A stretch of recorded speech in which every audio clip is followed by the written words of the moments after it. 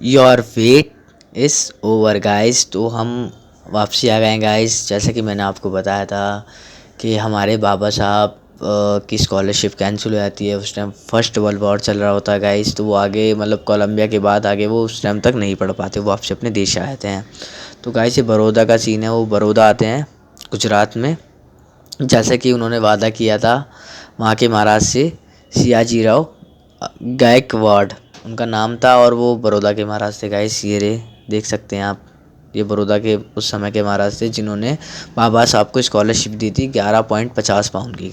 हाँ तो गाइस वो यही हैं। और फिर क्या होता है गाइस, अब बाबा साहब को काम करना होता है यहाँ पे। तो गाइस वो काम करते हैं ऐसे military secretary, military account office में। तो गाइस क्या होता है वहाँ पे उनके साथ है ना बहुत भेदभाव होता है, बहुत ज़्यादा भेदभाव होता है। वो पानी मांगते हैं तो उन्हें पानी नहीं मिलता, वो किताब मांगते हैं तो फेंक के दी जाती है। मतलब काफ़ी बुरा भेदभाव उनसे किया जाता है उस समय। तो आप सोच सकते हो गाइस, इतने पढ़ने के बाद बाबा साहब के साथ ऐसा होता था। तो गाइस इसका मेन कारण पता है क्या था? सिर्फ एक छोटा सा कारण था कि बाबा साहब महार जाति से बिलोंग करते थे गाइस। वहाँ पर जहाँ पे वो रहते थे वहाँ पे वो अपनी जाति छुपा के रहते थे गाइस। जिस जगह वो रहते थे ना वो थी पारसी धर्मशाला गाइस। वो पारसी धर्मशाला में रहा करते थे। तो जब पारसी लोगों को ये बात पता चल जाती है कि बाबा साहब पारसी नहीं है, वो तो महार जाति से बिलोंग करते हैं, तो वो डंडा लेकर उनके घर पे आते हैं उन्हें भगाने के लिए गाइस। सोच सकते हैं मतलब इतनी बड़ी पोस्ट पे वो काम कर रहे हैं मिलिट्री अकाउंट ऑफिस में गाइस, तब भी ऐसा उनके साथ बर्ताव होता था गाइस। सोच सकते हो आप, इतना पढ़ने के बावजूद वो कोलंबिया से पढ़ के आए थे गाइस। वो कोई आज भी छोटी मोटी बात नहीं है, वो बहुत बड़ी बात है आज भी। उस समय तो शायद ही कोई इतना पढ़ा लिखा होगा गाइस उस समय। फिर गाइस क्या होता है, बाबा साहब जी इस बात से बहुत ज़्यादा परेशान होते हैं। तो वो जाते हैं बड़ौदा के महाराज के पास और उनसे कंसल्ट करते हैं ये बात कि उनके साथ बहुत बात भेदभाव हो रहा है बहुत ज़्यादा। तो गाइस क्या होता है, वो भी विवश होते हैं भाई उस समय के भाई भेदभाव के सामने। तो क्योंकि बहुत मुश्किल होता है ना गाइस एकदम से सब कुछ ठीक करना, तो वो भी विवश होते हैं। तो वो कहते हैं कि ये भी बहुत बड़ी एक बड़ी बात है कि मैंने आपको इतने बड़े ऊंचे पद पर बिठाया। क्योंकि गाइस उस समय ना बहुत मुश्किल होता था नीचे वर्ग के लोगों को काफ़ी ऊंची नौकरी वगैरह देना गाइस। तो उन्होंने कहा ये भी एक बहुत बड़ी बात है। गाइस बाबा जी साहब जी फिर कहते हैं कि I will resign this post and I will go back to Mumbai. फिर बाबा साहब जी अपना रेजिग्नेशन दे देते हैं और फिर वो मुंबई के लिए रवाना हो जाते हैं गाइस। यहाँ पे है ना बाबा साहब की कुछ अनमोल लाइनें हैं गाइस। हम भारतीय हैं और हम अंत तक भारतीय रहेंगे गाइस। हम बाद में हिंदू हैं, मुस्लिम हैं, पारसी हैं, सब कुछ बाद में है। हम first Indian and last Indian guys. ये जो शब्द है ना गाइस मेरे को बहुत ही अच्छा लगा, जो लाइनें यहाँ पे लिखी हुई थी गाइस। खैर अभी तो इतना साफ दिखाई दे नहीं रहा होगा गाइस, अगर दिख रहा होता तो मैं आपको अच्छे से पढ़ के सुनाता। बट गाइस बहुत ही कमाल के विचार थे गाइस उस टाइम उनके गाइस। क्योंकि वो है ना सिर्फ इंडियन होने को बढ़ावा देते थे गाइस। आप सब चीज़ बाद में हो, आप सबसे पहले इंडियन हो गाइस। आज के टाइम पे गाइस देख सकते हो बाबा साहब के नाम पे कितने सारी अलग अलग चीज़ें बना रखी हैं लोगों ने, बट वो सिर्फ इंडियन की बात करते थे गाइस, सिर्फ इंडियन होने की। आप सब कुछ बाद में हो, आप सबसे पहले इंडियन हो गाइस, सिर्फ इंडियन। तो ये शब्द मेरे को बहुत प्यारे लगे उनके, बहुत ज़्यादा प्यारे गाइस। उनकी सोच से साफ ये बात जाहिर होती है कि वो एक सच्चे भारतीय थे गाइस। एक सच्चे भारतीय की पहचान अगर हमें करनी है ना, तो एक बार बाबा साहब जी के विचारों को जानना बहुत ज़रूरी होगा गाइस। वो एक सच्चे भारतीय थे। हम हिंदुस्तानी हैं, हम भारतीय हैं, पहले भी भारतीय और आखिरी में भी हम भारतीय ही रहेंगे। वो ये सोच उनकी बहुत कमाल की थी गाइस। ये आप देख सकते हैं बाबा साहब जी एक पेड़ के पास बैठे हुए हैं गाइस। ये बाबा साहब की लाइफ का एक टर्निंग पॉइंट था, एक बहुत बड़ा टर्निंग पॉइंट साबित हुआ था इस जगह गाइस। क्या होता है, वो रेजिग्नेशन दे देते हैं वहाँ से, फिर वो आ जाते हैं अपने होम टाउन जाने के लिए। तो वो मुंबई रेलवे स्टेशन पे आते हैं। जो ट्रेन होती है वो 6 आवर्स डिले होती है, यानी कि 6 घंटे वो मतलब देरी से आएगी गाइस। तो बाबा साहब जी क्या करते हैं, बरगद के पेड़ के नीचे बैठ जाते हैं। तो वो सोचते हैं कि मैं इतना पढ़ा लिखा हूँ, कोलंबिया पढ़ के आया हूँ, मैंने इतना सब कुछ किया, तब भी मेरे साथ इतना भेदभाव हो रहा है गाइस। तो जो मेरे जो वर्ग के लोग हैं वो तो इतने शिक्षित भी नहीं है, तो उनकी स्थिति क्या होगी। तो गाइस बाबा साहब जी डिसाइड करते हैं कि वो अपने वर्ग के लिए एक योद्धा बनेंगे। मतलब वो अपने वर्ग के हक के लिए लड़ेंगे वो। तो ये एक बहुत बड़ा टर्निंग पॉइंट था गाइस उनकी लाइफ का। तो यहीं से वो बाबा साहब जी एक मतलब अपने वर्ग को उठाने के लिए, इस विविधताओं को एक समानता मिलाने के लिए यही एक संकल्प लेते हैं कि वो एक सामाजिक योद्धा बन के रहेंगे गाइस, और इसे संकल्प भूमि कहा जाता है।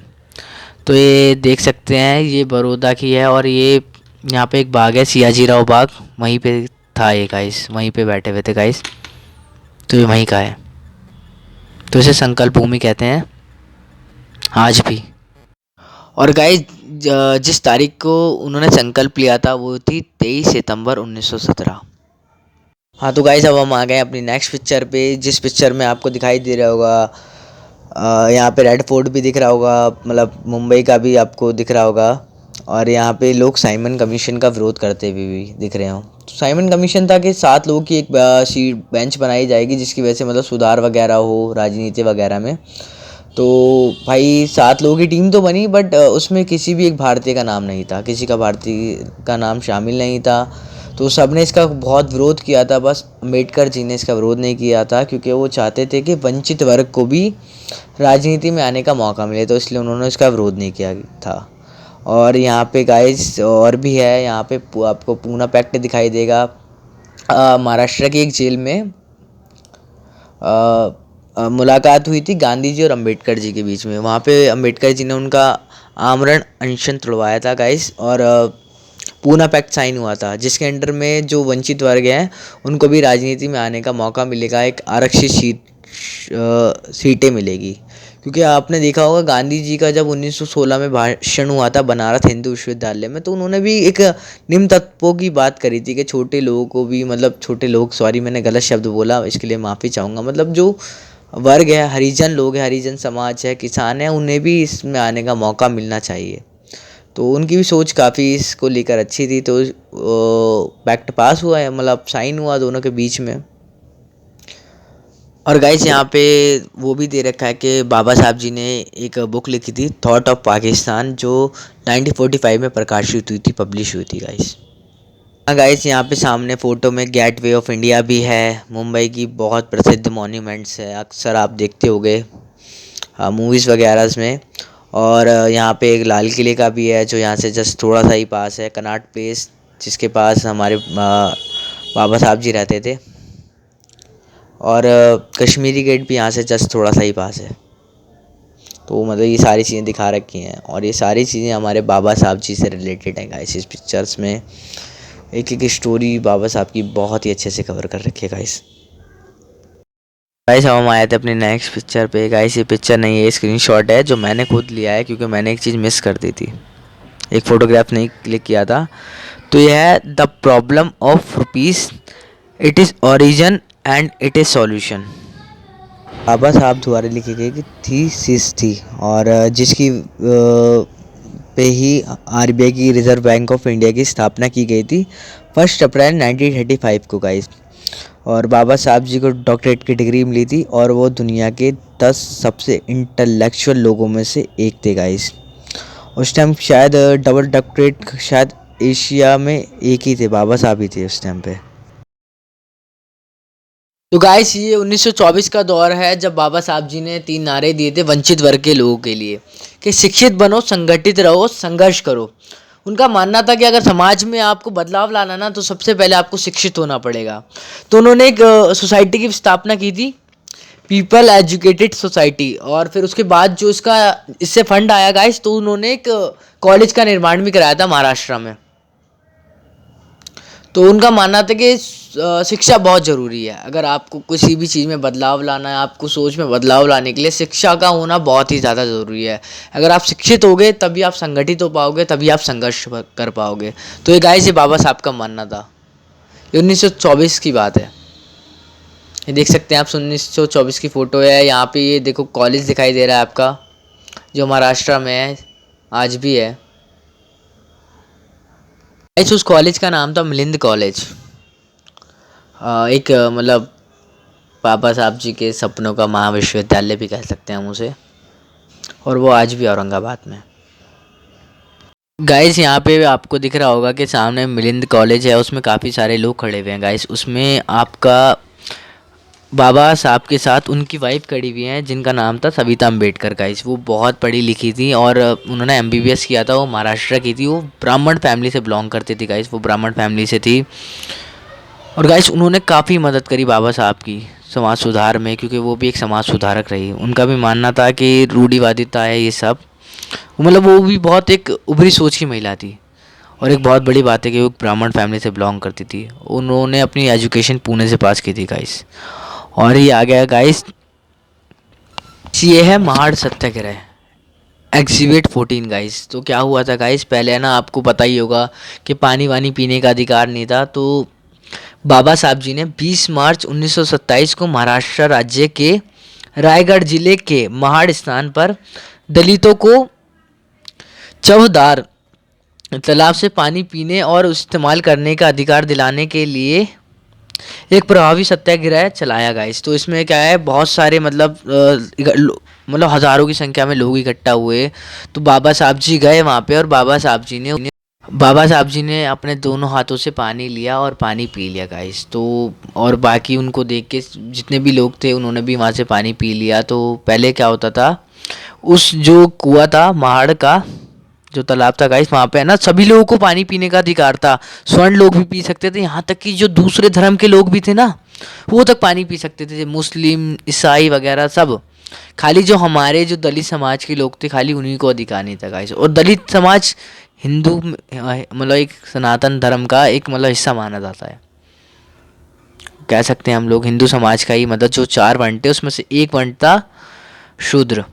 तो गाइस वो भी तो एक हिंदू समाज के अंदर आते थे, पर नहीं, उन्हें अधिकार नहीं था। और दूसरे जो धर्म के लोग थे मुस्लिम ईसाई वगैरह, वो सब उससे पानी पिया करते थे गाइस, सोच सकते हो आप। और क्या होता है वहाँ पे, जब वो पानी वगैरह पी लेते हैं तो उसके बाद लोग कहते हैं वो शुद्ध हो चुका है। तो फिर उसका सारा पानी मतलब निकाल के उसके बाद दोबारा उसका शुद्धिकरण करके वो मतलब ऐसे इस्तेमाल करते थे। और बाकी मतलब इसके खिलाफ मतलब कोर्ट में वो भी हुआ था केस।